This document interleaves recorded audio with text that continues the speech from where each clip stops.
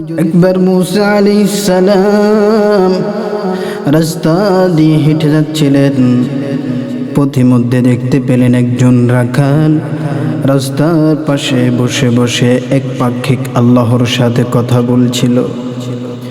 ওই রাখাল চিৎকার করে বলতে লাগলো, আল্লাহ তুমি কোথায়?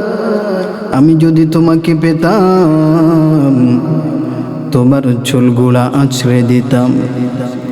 আমি যদি তোমাকে পেতাম তোমার কাপড়গুলা ধুয়ে দিতাম। আমি যদি তোমাকে পেতাম তোমার পাগুলা টিপে দিতাম।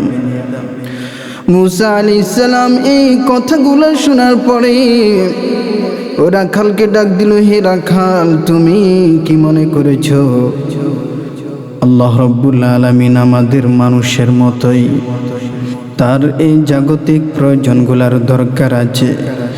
তোমার আচরণ তো আল্লাহর সাথে শিরকের মতো হয়ে যাচ্ছে।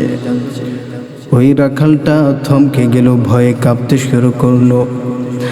আল্লাহর সাথে ভালোবাসা প্রকাশ করতে গিয়ে না জানি কি অপরাধ হয়ে গেল।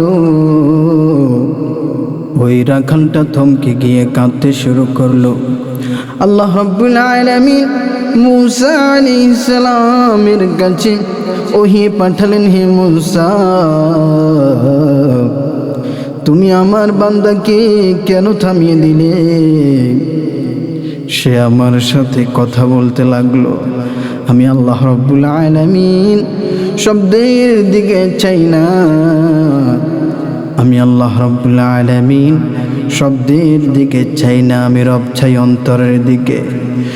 সে যে নামে ডাকুক না কেন, দুউনি আস্তাজিব লাকুম, যে ভাষায় ডাকুক না কেন আমি রব তার ডাকে সাড়া দিতে সারাক্ষণ প্রস্তুত।